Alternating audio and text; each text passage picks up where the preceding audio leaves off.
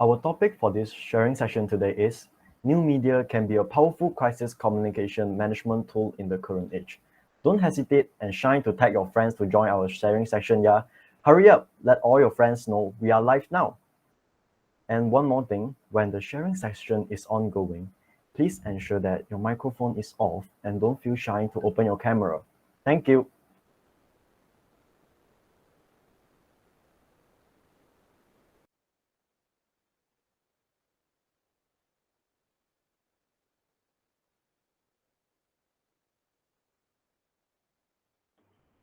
Hello everyone and welcome to today's section. My name is Ivan. My name is Austin. We will be the MC for the sharing section today. We are Thai UC students studying for a degree in public relations. Today, we are presenting New media can be a powerful crisis communication management tool in the current age, presented by the CEO of SingPR, Mr. Chen Shing. Just a little housekeeping before we get started. If you have any question during the presentation, please type them into the question box in your comment section part. I'll bring them up during the presentation, and we will also have time for questions at the end.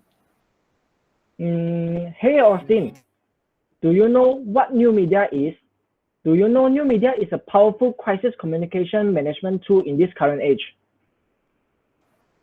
Not really, but today we have invited a speaker from SingPR that has team in Singapore, Malaysia, Indonesia, and India. This company established in 2018 and focused on new communication standards, helping brands scale and grow business. They are expert in public relations, content marketing, workshop, and digital marketing. They have got the best startup PR agency at the 2021 Singapore Business Awards by APAC Insider, and they also awarded Most Innovative Small Business PR Agency in Southeast Asia Business Awards. Without further ado, let's welcome the CEO of SingPR, Mr. Chen Shing, to start his sharing. Hi, everyone. Thanks so much for inviting me to join. And I'd love to start in a second. I'm just going to share my screen with you guys and then take it from there. Awesome. Give me 1 second. Can everyone see my screen? Yes, we can see your screen, Mr. Chen. Awesome. Okay, brilliant. Then I'm going to start presenting right now. So feel free at any time to ping to ask questions. More than happy to guide you and run you through. Okay. So I'll just do a really quick intro about myself. So I don't want to spend too much time about myself because I'm probably the least interesting part of this proposal, this presentation, hopefully. So I've been running Sync since the very beginning. So that's been since late 2017, but really 2018 onwards. I've been in PR myself for about 15 years, and I worked in new media and crisis for about 10 years. So when I say I worked in new media and crisis, I was actually one of the very first in Singapore to really focus on social media and digital as an arm of a PR agency. And then with crisis, I was actually running crisis for one of the biggest agencies in Singapore. Not running the team, I was a manager on the team, and we were supporting companies in the shipping industry, in aerospace, as well as big corporates. It was a very stressful time, but I think we learned a lot from that.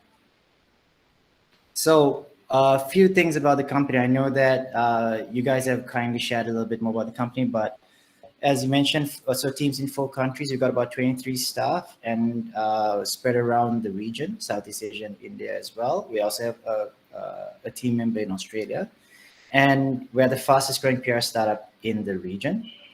Since 2017, we've worked with about 250 brands all across Southeast Asia and outside as well.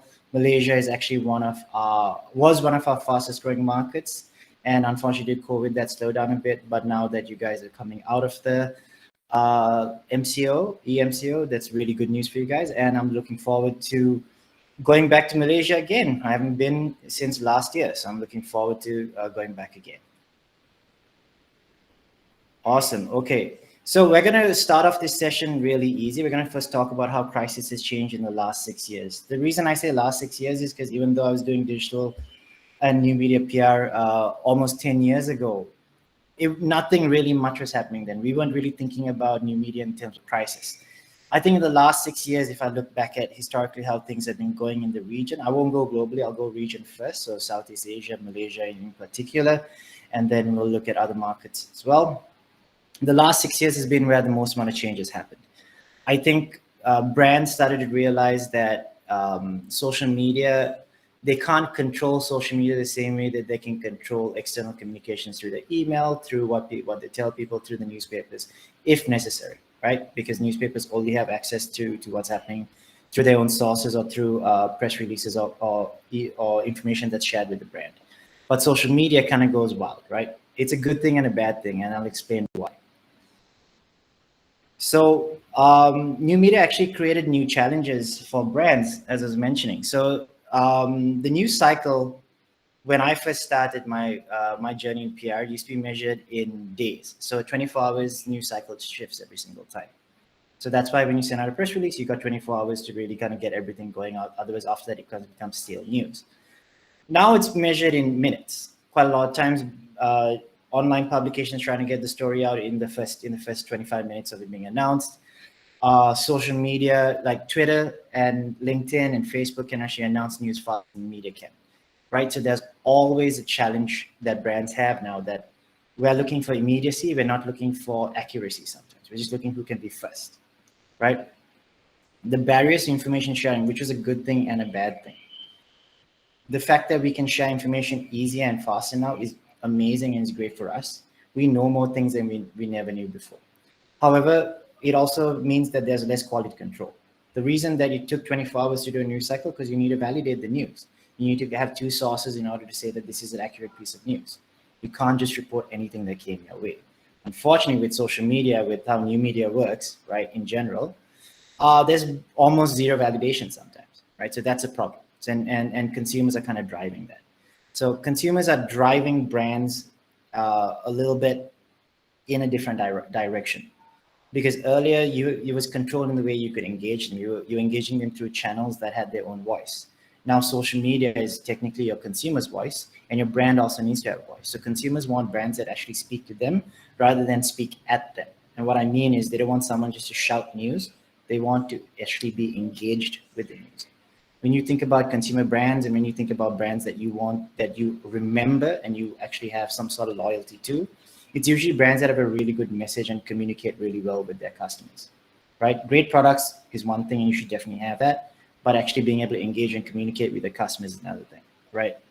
And everybody has a voice now. And this is not a stab at anyone. I've got the worst social media presence in the world, even though I understand and I study it. I actually don't, my personal social media presence is pretty bad, but everybody actually has a voice. I use my Twitter account very rarely, but I use it mostly to go and complain to Grab. If for example, like there's a mistake with my food order, if there's a mistake with my when I'm taking a ride, that's the only time I use Twitter, and it is the most effective way to engage them. So their brands understand the value and the impact of social media. So you have to look at it from that perspective. You can't think of it as, hey, I will tweet whenever I want to tweet, or if as a brand, I will send out a message on Facebook and everyone will believe me. No, it's every message you send out is a potential conversation that you need to be willing to have. If you're not willing to have that conversation, don't say anything, right? So what this actually means though, right, is responses need to be immediate and impactful. I think and I always bring this back to when I first started doing it, because at least in the context of the region, most of my career was based in the growth and the evolution of new media and digital. So my understanding of it, I kind of grew up in it. So I understood what happened, our thought process right at the beginning and our thought process right now. I had to see both sides of things. So one thing that I realized was that when brands communicated with their customers, they communicated in a way that was very controlled. They couldn't say a lot of things. So what they did was they spent time planning and they spent time putting things across.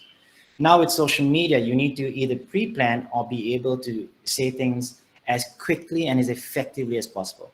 And not just, hey, we'll come back to you later. It's more like, how do I lay out an impact? How do I impact my customers, the people that my stakeholders, the people that I want to talk to as quickly as possible. Because believe it or not, every stakeholder, every customer is a channel. Like I mentioned, everybody has a voice, right? I'm coming back to that. If I were to respond to a customer in a rude way or not in the right way, or just say, hey, I don't have time to deal with your problem right now because I'm dealing with 50 other problems, that customer potentially becomes a channel on which they can also share what you said. They can say, hey, brand XYZ was very disrespectful. And that happens all the time. We all know that. I'm pretty sure somebody in the group of people here has done that before. I know I'm being somewhat guilty. I don't really go and publicly go and talk badly about brands, but it is definitely something that can happen, and it happens every single day, and we've all seen it. So that's why this actually matters now. Social media, new media, any sort of digital platform, the immediacy and the impact of what you say really matters, right? If any, like I mentioned, guys, if any of y'all have any questions, please feel free to step in. Just ping me in a message. Happy to go and answer any questions that you might have. Or at the end, I know that there's a Q&A session that the guys have set some time aside for, so we can definitely get into it there. All right. That's why I've been touching on this for quite some time, but new media is actually a double-edged sword, and I'll explain what that means, right? We've become over-reliant on social media and new media in general as a tool to scale and engage customers. If you look at it, there are consumer brands that are purely built on new media. No one is actually using traditional PR in that sense. No one is doing the traditional route of, hey, let's go and engage our customers face to face. Let's go and do pop-up stuff. Everyone's going digital now, like e-commerce brands, even like small blog shops. Everyone's using social media to drive their Instagram following and then drive that into customers. It's very effective. However, it is also means that we're over-reliant. We're basically reliant on a platform that doesn't care about us. Instagram changes their model. Facebook changes the algorithm that shows how many people can see your stuff. And any sort of social media platform can do that. Then immediately your business gets impacted you lose 50% of your customers or 50% of your views, right? So being over-reliant on a single platform, which is what we are right now, is a big issue. And it's something that we all face, right? I'm of the view, and I want you guys to also give some thought to this and let me know your own perception, that brands are jumping a little bit too much on what the current trends are. TikTok to me has opened up this avenue where every single brand now wants to get a new TikTok dance. Every time there's a viral TikTok dance or a viral TikTok trend going on, everyone's jumping on it and brands are trying to get into the same way, right? We're seeing a lot of that kind of come up globally. I've seen a few that have been originating from Asia, not so many from Southeast Asia, but I've seen a couple here and there, but they mostly jump on global trends and brands are going that way. It means two things. Brands are savvy and they're understanding. They're understanding that, hey, this is how I engage with my customers. I have to go down to the same level there, right? I'm not saying one is better than the other, but you basically are now, I'm an individual. A brand is an individual trying to engage other individuals, right? But engaging your customers in the way that they want to be engaged as a brand puts the brand at risk. And I'll explain why. Brands are acting like individuals, but are not treated like individuals. An individual can make a mistake, can apologize, can say, okay, oops, I'm going to delete my social media. I'll start up again, 2 weeks from now under a different handle, and everything will be okay. Everyone will forget about me. A brand can't do that. A brand can't immediately suddenly just rebrand and change the entire thing, especially if they're big or if they're growing or if they have already an established audience. Brands don't have the same leeway to make the mistakes that individuals can make in terms of social media blunders, right? So when you're looking at it from a perspective of why it matters, like why we're over-reliant, why it matters that the fact that we're over-reliant on social media is also because we are always put at risk. As a brand, you're always putting yourself at risk by doing this. And you need to, as potential PR people who are going to be working with brands, going to be maybe running your own brand at some point, you need to understand the fact that even though y'all are engaging your customers at the same level as individuals, y'all are going to be judged differently from individuals. People are not as forgiving towards brands as they are towards people. So always try and remember that whenever you're doing work, when you're working social media and new media. Right. So the next part, and I think this is kind of the most part, is and I think hits the nail on the head when we talk about how the impact of new media as a powerful tool in the age of crisis is really what brands are doing right now and how new media plays into it, right? So brands aren't doing something that's completely new and different, but what they're doing is they're building playbooks, which they've already done. So crisis playbooks are a big thing. I'm sure you guys already know a little bit about that. But now crisis playbooks are different than what they used to be. Crisis playbooks used to be very much a process-driven, 40 to 60, sometimes a 200-page document that highlights the exact process of what needs to be done in crisis. Now crisis playbooks and the way they look are actually, they're very thorough, but they're probably not going to be a 200-page PDF or a 200-page printed out document. It's going to be a very process-driven document that brands use in order to engage the stakeholders through new media. Because now new media has become more effective than using media outlets, than having customer service operatives there and sending out press releases. New media has become the tool at which you engage and directly talk to stakeholders all the time, right? So make sure that if you ever work with a brand or you work in the future, building a playbook actually matters. And let me explain to you what the playbook looks like and what it means, right? So I'm gonna run through the tips of the playbook. But does anybody any questions about the playbook and how brands use it before I run through anything like that? Any questions?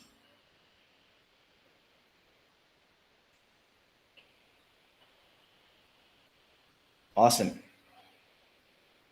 Okay, excellent. Then I'm just gonna run straight into it. So when you're building a playbook for your brand and for your customer, for your brand, for the brand that you own, whatever it is, you have to follow a very simple steps. So that could be 10 steps, that could be 6 steps, that could be 50 steps, all that. We generally follow a 6-step process that's quite simple and easy to follow. So it's about building a team. So I'll just give you a comparison between what was done before and what is done now. What was done before is when you build a team, you were building a team of executives, of people in positions of authority. Generally, they tend to be older because they've had more experience. They can deal with issues and they've experienced and gone through it. Now, when you're building a team, you're building a team of people who have the authority, but then also the people who are better at engagement and outreach. So you need to build a team that kind of mixes and matches both, right? So it's all about building a cohesive team that you can benefit from two sides of things. Authority, so that they can make decisions on the fly and they can make decisions that stick. And people who understand how to engage, because that's the best way to actually get the message out there to your stakeholders as quickly and as impactfully as possible. The next thing is about creating the process. So that's actually the most interesting thing here, right? Creating the process tends to be something that no one does properly because they're always thinking, hey, I have the team, we'll figure it out when it happens. But knowing who says what, who has a hierarchy, who's like higher on the list of decision making, who should be able to actually make the final decision, who should be in charge of disseminating the news, disseminating the information out there, is very important. So that needs to be set right from the start. And the next step is where new media kind of comes in. I think it's something that never existed when I first started doing crisis, but in the last 6 years has actually been one of the most impactful ways that we've been using new media for crisis is actually as a warning system. So everyone thinks that when crisis happen, you don't know it's going to happen. But for the majority of crises I've ever dealt with, there have been warning signs for weeks in advance. So you're always looking at issues that are coming up, and you need to be tracking issues from the start. The best way to track issues as a consumer brand, where is your customer-led crisis, is by tracking what people are saying about you at all times. right? So that could mean just using social media tracking tools. That could mean something as complicated as having an entire automated system that looks for negative keywords and then pings it up in your system. Honestly, the most effective way is just to have your social media team, your new media team, tracking what people are thinking about you, engaging people who are talking about you. If you can nip the issue in the bud, so literally somebody says, I had a bad experience buying something from brand XYZ. If your social team, if your new media team contacts them within an hour, finds out what the issue is and then deals with it, there's literally no crisis. That's a crisis averted because right now it wasn't even an issue. No one saw it. There's no bad blood. This customer is probably going to come back again because you dealt with the issue and you made sure that you solved it, right? So having new media as a warning system is extremely impactful, and it's not something that we had. When I first started doing this about 10 years ago, we didn't know how to track crisis. We were dealing with crisis retroactively. So it already happened and we were trying to squash the news. Right now, a lot of the crisis comms is actually, we are dealing with it right before the crisis happens. We get a couple of days advance notice. Sometimes we know it weeks in advance this is going to happen. So we can come up with the solution and come with a process in place. So if you have a good warning system in place, it's very, very powerful, right? I touched on this a little bit. The next thing is actually having a team leader. So it's part of the process, but it's something that we pull out when we build playbooks for our clients. Is your team leader isn't necessarily a CEO or your founder or a senior person in the brand. It could be the person who is the direct connection to your stakeholders. So, for example, if your crisis is from a consumer side, then maybe your head of customer relations, maybe your head of marketing, or your CMO should be the team leader. If it's a regulatory issue and the government are your main stakeholders and there's a crisis forming there from a comm standpoint, your team leader should probably be your head of regulation or your government relations person, right? So your team leader matters in every scenario, right? And then the next thing another thing that we've always talked about is identifying the channels. So I'm not sure what you guys have been learning in school, but the way the way that we used to announce crisis would be a press conference and then a press release issued right afterwards, talking about issues, right? That's something that you should do anyway. Honestly, you should do. The media are an amazing way to engage people, right? I'm not in any way putting them down, but for a lot of brands, your first line of conversation and your first line of dealing with these issues should really be through your own channels. So your own channels are your social media channels and your website, your blog, whatever it is, right? You should be issuing statements to things that you currently can control and can own. But how do you decide, should you be tweeting about it? Should you be putting up an Instagram story? Is it just a Facebook post? So understanding your demographic is the most important thing. Who are your customers? Who are the affected part of your customers? If it's a crisis where, for example, someone got hurt, who are the people that are most impacted, right? If it's a crisis where somebody had a really bad experience at one of your restaurants, at one of your retail stores, how do you reach your customers? Your channel should be the exact same way you reach them to sell them something, should be the exact same way you reach them to apologize or to handle queries or to deal with crisis before it happens or before it escalates. Knowing your channels, identifying the most important ones is very important. So that's what new media has actually given us, is it's opened up the number of channels that we have that we can actually engage people. So it's made it a little bit more difficult to handle crisis, but it also made it more effective at the same point. If you do it right, it's more effective than it used to be because it's immediate and direct engagement with the people affected. So it's a double-edged sword, as I mentioned it that way, benefit as well as a bit of a negative as well. And the last bit, this is something that we always add, and I hope our clients take it seriously, is be genuine. Just honestly, whenever there's crisis, if you've done wrong, apologize, but always frame it in a way that they know what's coming up next.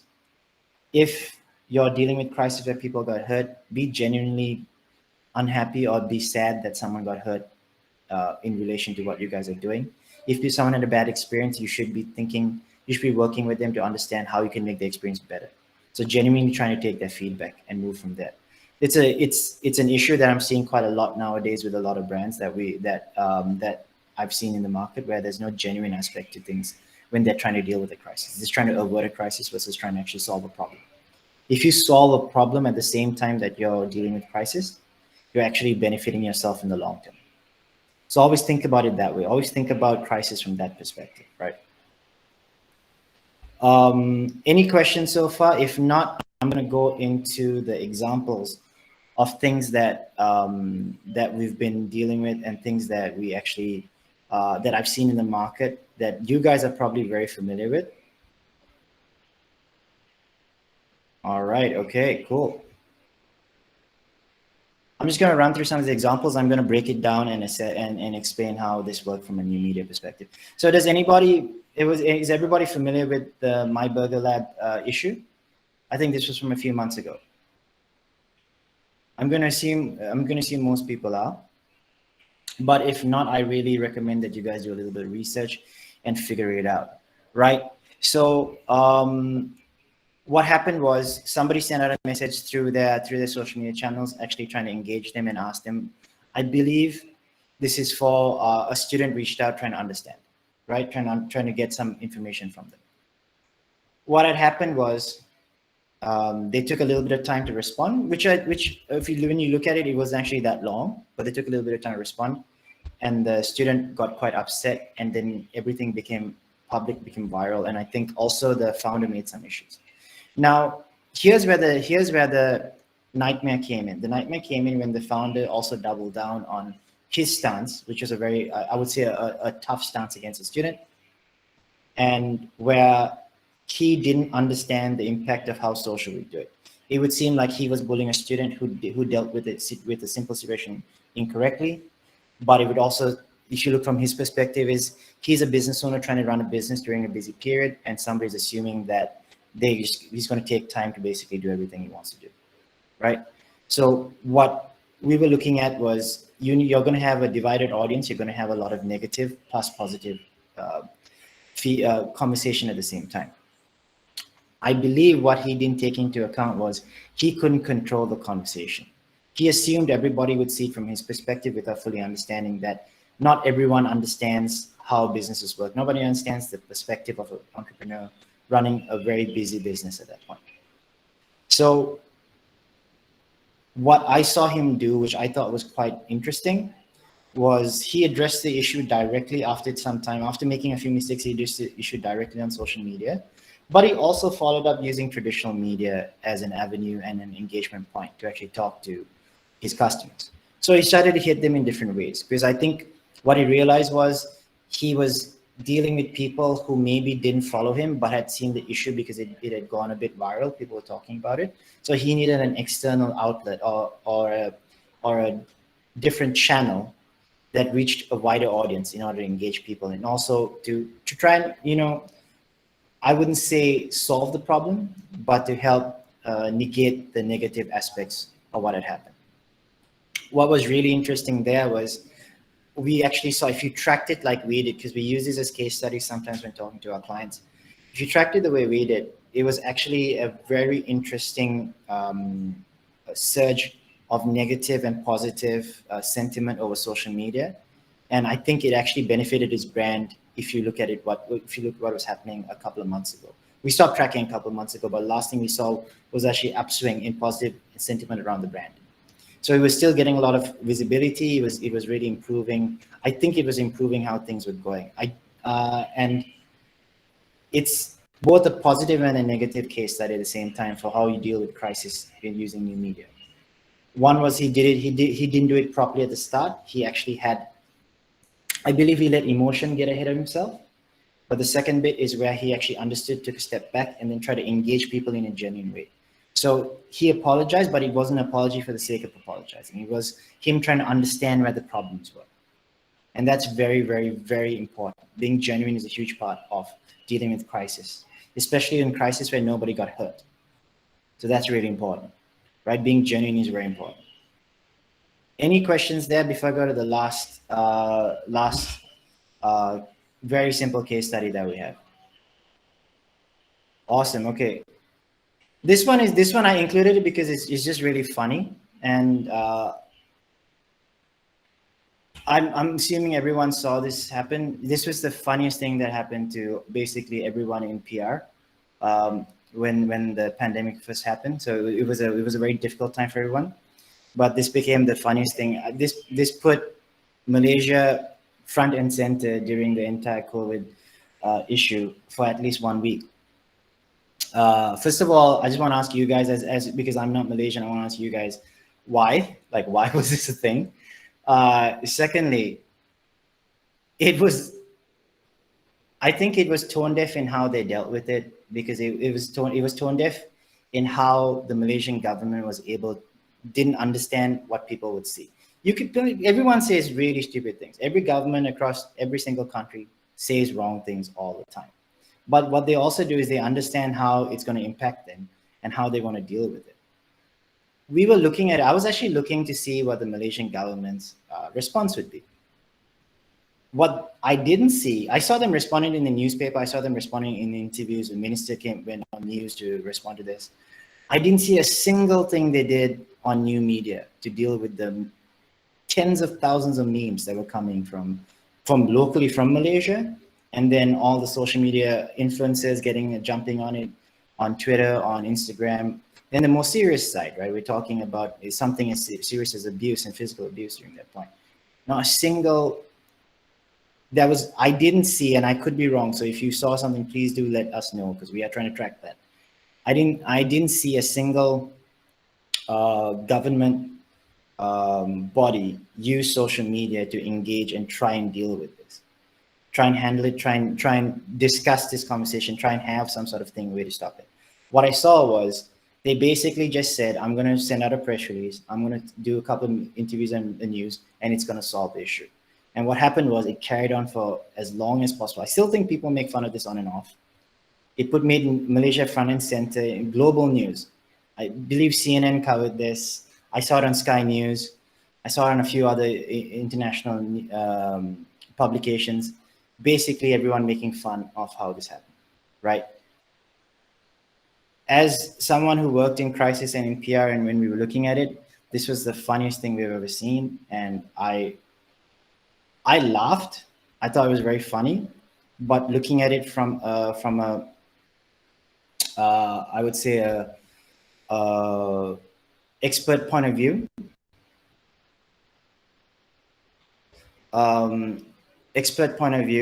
what was actually happening was we're looking at an issue without dealing with it properly. They basically didn't understand that if there was going to be an issue, the best way to deal with it for a bunch of people who are stuck at home without much to do, you can't go out, you can't meet your friends, you can't do anything. And what do people do? They go online and they make fun of things. That's honestly what most people do. The internet usage, the amount of memes that came out, the amount of people absorbing content online and creating content online, it was significant at that point. And they had no idea. First of all, they didn't understand that would happen. Secondly, they had no way to deal with it. And that was my concern, right? That was my concern as someone who's just looking at how things are being run. So while I found it funny to start, it just became to me a case study in how brands were dealing with things from, 10 years ago. They would just put something out, and then if they made a mistake, the press release plus a couple of interviews. That's all they did. When what you could have done was actually gone ahead of this, apologized, found a proper way to deal with it, found a proper way to give good advice. Because let's be honest, this was not good advice, and I'm not in any way making a political statement here, but this was not good advice, right? So before I end, I just want to go back a little bit and kind of talk about a couple of things in relation to the two examples that I used. So one was the government with Doraemon. The other one was My Burger Lab. And I kind of want to talk to you guys about this, right? If you really look at what was happening here, with My Burger Lab, they didn't, first of all, they didn't have a warning system or a warning, any sort of process in place to identify a crisis early. They didn't realize that this was going to be a crisis. They actually fueled the flames with the understanding. Secondly, they didn't have a process in place to deal with crisis as it happened. Third, and I think this is because they're not a very big brand. They're not a small brand by any means, but they're not a very big brand. They didn't have a team in place to deal with it, right? So it was basically based around the founder, maybe a couple of his advisors, and how it happened. So it's internal. I don't know, but I can only assess in how he dealt with it. Where I thought he did better was after the first week, he became a leader. He became a leader during the crisis. So he actually took leadership. Even though he's the CEO and the founder, and I say you don't have to be a CEO and founder, he took leadership, and he was the right person to actually deal with the issue, because he was the one who also stoked the flames of the issue as well. So he was both the cause as well as now hopefully the salvation in terms of the issue. The most impactful thing I think they did was understanding their demographic and identifying their channels. So what that meant was, when he, instead of just putting it on new media only, he actually expanded that into more traditional channels as well. I know I'm stepping away from talking about new media as a powerful tool, but you have to be able to manage both sides. You have to understand what your channels are most effective. And for him, he was able to see the channel. He was able to see the channels and the impact of the channels from using his own social media and own channels to now, okay, I'm going to start using PR. I'm going to start using traditional PR and news outlets in order to engage the audience that I need to engage. So we were looking at him dealing with that in the most effective way. The last bit, and I think that's the most important bit, is he felt genuine in the second half of what he was trying to deal with. I'm pretty sure he was genuine right at the start when he was a bit upset and saying things that were a bit more emotional. But he was also genuine at the end. That's the feeling that we got. So we were trying to assess that. That's very much assessing how people were dealing with it, how he responded, and the information and the messages he was sharing, right? Now, if I were to do the exact same thing about the Malaysian government and the Doraemon debacle that happened, I can't think of a single thing. First of all, I can't think that they had a team in place to understand or deal with this at all. So I'm just going to look at it and put the issues. This is what happens when you don't have a playbook in place, right? There was no one dealing with it. There was no one who, first of all, understood what was happening, and they didn't actually do any vetting of the information that went out. So then that comes down to creating the process. Who wanted to say anything else? Should it only be the minister? Could a deputy minister say something? Could a high-ranking parliamentary member say something at that point? We don't know. There's actually no process in place, right? And they definitely didn't have a warning system. They didn't even need a warning system. Just needed to look online for literally 1 minute. They would have seen all the issues coming up. But they took a very long time to deal with these issues. I think the first response came to it about little over 24 hours after they announced that. People have been making fun of them for 24 hours. That's a very long time in today's world. But they didn't have a warning system in place to identify that there were issues were rising. Like, the first memes were starting to come out, people were starting to talk about it. There were discussions online. I saw people discussing this on podcasts within 24 hours of it coming out. That was very, very, very quick. But I didn't see any sort of way of dealing with it or any sort of immediate response to it. Again, this kind of comes down to the first bit. Who was the team leader? Who's the person in charge of crisis? To be fair, I don't think it should be the minister. I don't think it should be the high-ranking people there. There needs to be someone who understands, identifies crisis, and then activates the heads of the department to do something. But I didn't see any of it that way. They identified their channels, I think, incorrectly. Using the media is very important, and I absolutely agree they should have done that. But I didn't see anything from a social media side. I think at most, if I remember correctly, there was probably like 1 post or 2 posts about it, and then they just basically forgot about it. but the furor didn't die down for a long time, right? And I think this goes without saying. There was no genuine aspect to it. None of the responses had any genuine aspect to it. It's barely an apology. It was more like, yeah, it happened. So when you look at it from a communication perspective, you look at it from how someone dealt with an issue that to me could have been easily averted by first of all not doing it, but if you've done it, could have been salvaged at least a little bit by coming out, admitting your mistake, and then working with people to understand it, working with your citizens, asking women in Malaysia, hey, I'm sorry, we didn't know, we gave bad advice, what would you suggest? So I would have crowdsourced information from people online. I would have spoken to the constituents that were the most angry, understand what they wanted, try and get some feedback going so that there could be a way for us to give better information, because that what happened was it was basically a bunch of people who've never had to deal with these issues, or someone who just read online that Doraemon voices are a great way to engage people, which is odd. And then they basically put it out. I'm assuming they copied it from a 1970s Japanese manual on how to deal with relationships. Like, so that was like a very, very, to me, a massive gap in how they could have dealt with things, right? Any questions now? Any questions that you guys have? I'm going to be finishing off in the next couple of minutes.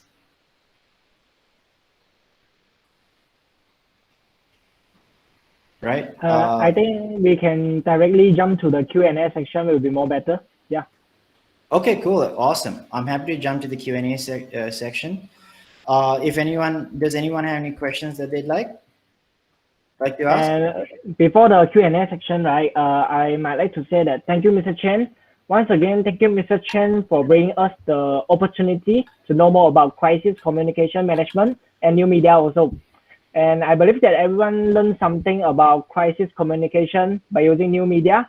And very thank you that you're showing the example of my Burger Lab problem and the Doraemon cases.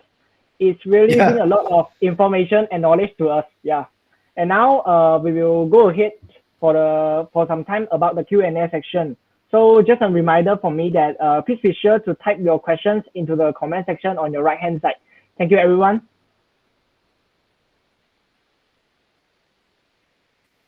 Okay, so we got a question from Jeffrey. What should PR do initially, or what are the procedures taken if a crisis occurs that was not anticipated? So that's a great question, actually, Jeffrey. So one of the things that we need to look at is, do you have a playbook in place, right? Most brands of a certain size should. If they don't, or if you're a younger brand, what you need to do is you need to understand what the problem was and where the problem where it arose from. So the first thing PR should do is identify what the issue is and who the stakeholders are. That's the very first thing you need to do. So if the issue is, for example, something similar to my Burger Lab, it was a bad customer interaction or potential customer interaction that went viral, that went public, then okay, who's reaching out directly to the customer? What are the next steps that the brand is taking? The PR expert or the PR executive or consultant at that point needs to be able to have a very quick and accurate flow of information so that you can identify what the problem is, who the stakeholders are, and then what channels you should be engaging them on. Should you be reaching out to directly? Because if you can avoid anyone knowing about this and then dealing with it so that it doesn't become a public issue or a public crisis, that's more powerful than having the greatest playbook in the world and then responding to great issues like that. Right? Stopping crisis from having public is more powerful. So you need to get information as quickly as accurately as possible, and then deal with it on a case-by-case basis. All right, then if you have any follow-up for that, please let me know. Happy to do that. Okay, Michelle has a question. Do public relations practitioners always prepare with a plan for crisis management before it happens? Short answer, yes. Long answer, no, most people won't. They really won't. Yeah, no one wants to do a 200 page or like a 50-page crisis manual that's going to change all the time because, for example, your people might leave, right? or the brand might launch something new, or they might open up new channels, or they may change the way they're messaging. So it's constantly needs to be updated. So that's why very large brands go through crisis refreshes every 6 months sometimes, right? So they redo everything. They look at the process to try and fine tune it. They also see, okay, now I know I can understand my audience better, so I know how I should be engaging them. So my thing is always be prepared with some part of the plan, at least, even if you're a small business. If you're a small e-commerce business selling clothes through your Instagram, primarily selling products through Instagram, be prepared with some aspect crisis. Somebody says, hey, this product was shit, I hate it. And then they're sharing it on their Instagram. How do you deal with that? Have some sort of contingency plan in place, right? How you should deal with it. Can you do promo codes? Can you go and talk to them directly? Say, hey, I'm really sorry. Can you tell me what the issue is? Have some sort of plan in place. All right. Again, guys, if you follow up, please let me know. Then for next question from Yinzi was, how do you minimize the negative side of the new medias? Since you mentioned it's a double-edged sword. You can minimize the negative side. So minimizing it means you need to have a proper plan in place on how you engage and how you talk to people. The best brands I've seen with dealing with the negative side of new media is those that have dedicated people who deal with it, right? Because they're two things. They understand the brand in a way that their customers understand, because they're also a customer, right? But they're also on the brand side. That means that they represent the brand, but they understand the gripes and the issues with the brand. So negating the negative side is, first of all, having an early warning system. That's really important. Deal with the crisis before it becomes a crisis. That's the most important. That's the most essential thing any sort of PR expert will ever tell you, right? The second thing is,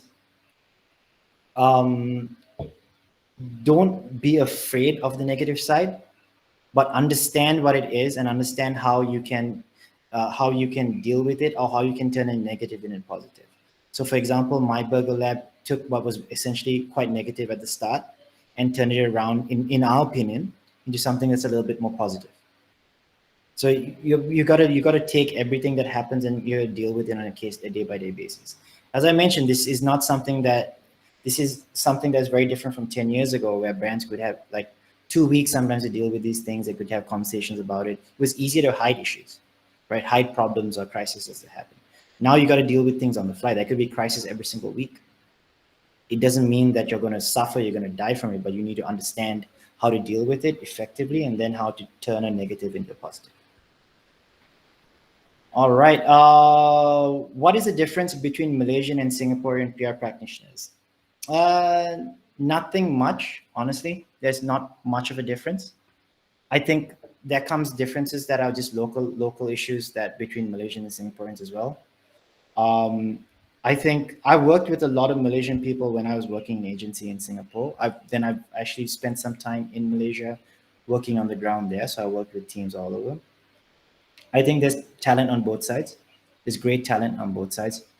I think where the challenge, if I was going to say that the challenge that Malaysian PR practitioners face is they're dealing with a slightly less developed consumer audience sometimes, and brand and slightly less developed brands in terms of comms. So not in terms of revenue, not in terms of shipping an amazing brand that does great products, but in terms of comms, it's slightly less developed than Singapore. There's still a very traditional mindset in Malaysia that has been, to me, there needs to be a little bit of an overhaul in how things are done, the way brands do things. It's still very traditional. I want to send out a press release. I want to get featured in the news, and that's all I want. Versus, I'm like, you have to cover every single channel. If you're a B2C brand, even a B2B brand, if you're not owning your own channels as well as using media and using anything else, you are going to suffer. You're going to struggle. You're going to struggle with being able to sustain communication and sustain engagement with your audience and your customers. So I would say that's the only difference, because, and I don't think it's a difference with you guys or with Singaporeans or with you guys. I think it's a difference with how brands expect you guys to be. So the industry molds itself around the brands, right? And that to me is not a good thing. I believe, in the long run, but it is changing. So hopefully we're going to see a lot of things change in the next few years. You guys are probably at the very beginning, or not the very beginning, but you're at the early stage of the change. What would you do if a client or manager disagree with the PR strategy? So I'll give you an example from today. We actually I had a call before this. I had a couple of calls actually before this with clients. One of our clients really disagreed with our strategies all the time. It happens every single day. Everyone disagrees. Your goal as a consultant, and this is my view, and this is the way that my company runs. I want to apologize if I'm saying anything that's going to cause you problems down the line, because that it might, right? My thing is, you believe strongly in your strategy, that it is the best, will yield the best outcomes for your customer. Your client, if they follow your strategy, will be able to achieve the best results for them. So more customers, they avert a crisis, whatever it is. You have to stick to your guns. You have to say, actually, I disagree with you. Here's why. My thing is, you shouldn't stick to your guns if you don't know why you're doing it. If you have a solid logical reason why you're choosing this idea, this angle, this topic, or this strategy, and you can logically prove it is the best option for your client, you should stick with it. That's what we do. If they come up, sometimes clients tell us issues, tell us things, or like give us feedback on our strategy that is better than what we came up with, because they understand their brand the best, they understand their customers the best, right? So they're like telling us, hey, actually, I think our customers prefer this. I'm like, oh, let's do some research. You're absolutely right. We'll change. You have to be open to change. However, you also have to be, you're hired by them to be the expert. They're not the expert. So you also need to come in and be able to give them proper, good advice that works for them. Okay, thanks for saying that you learned a lot about the playbook. Appreciate that. Okay, the next question is, should the crisis management plan prepared by public relations? Honestly, that's dependent on you and on your client and on your brand. What I would suggest is have a very simple framework in mind when it comes to crisis plan. There are a few parts of the crisis plan. So my methodology versus other methodology will be slightly different. What I would say is, sorry, how often? Oh, I'm sorry, I completely misread the question. How often should the crisis management plan be prepared by public relations? Realistically, you should prepare it once and then update it every year. Updating is, sometimes you'll have to make minor changes at most, like just a couple of, it'll take you 1 hour to make a change, to make all the changes. Sometimes you might need to redo half the book because the stakeholders have changed, the company's grown in size, now there are more potential threat risks. They've added new products, there are new services, so update every year. The bigger your company is, the relatively more frequent the updates should be. The smaller your company is, basically it should stay, your crisis management book is not going to change that much anyway. So that's usually like a rule of thumb that we have there, about once a year. Any other questions, guys? Okay. What is the last question? Okay. From Facebook friend.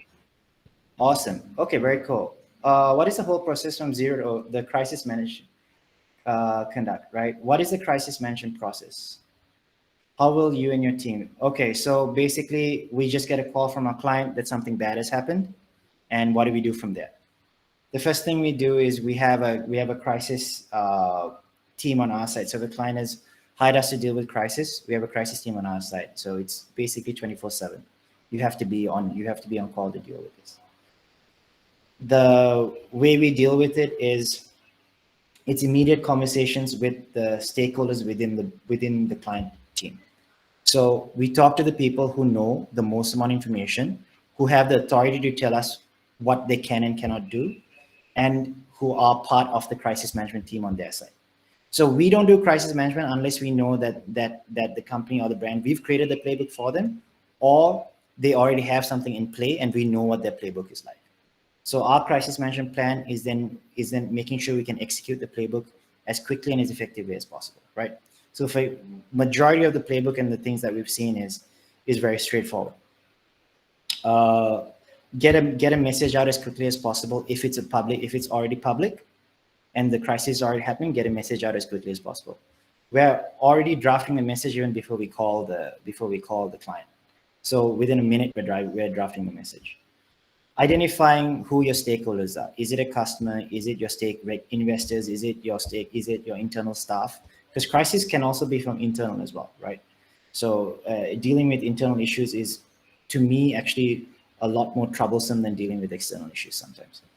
So once we understand who your stakeholders are, who's being affected, then we identify which channels we should be going after. If it's external, should be using social media, should we be talking to journalists? Should we be putting something out there? Should we be putting a message on LinkedIn, Facebook, Twitter, Instagram? Should we be putting on the company blog? What should we be doing, right?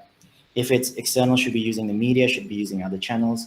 If it's internal, honestly, I'm not sure if you guys have seen this. I'm not sure if you guys are aware of this, but there are some companies have internal channels on Slack. So Slack is a business messaging tool. Think WhatsApp, but for businesses. That there are internal crisis chats. So it's where you can actually have difficult conversations with like the CEO and the founders and the executives if there are issues. So they create new channels for these things.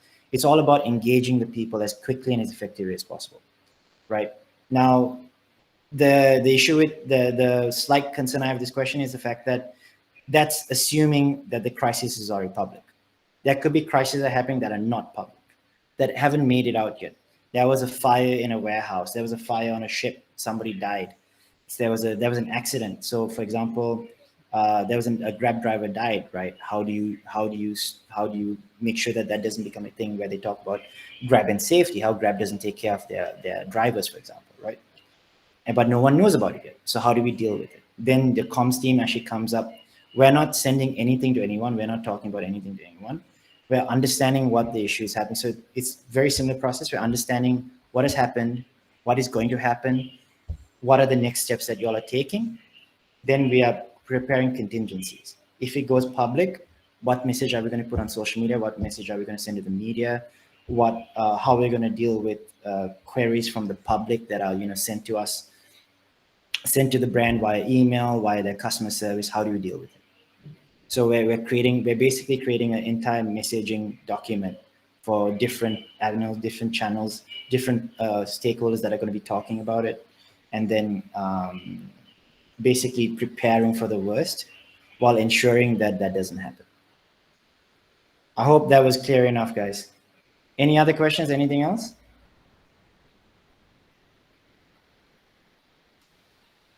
Okay. Awesome, guys.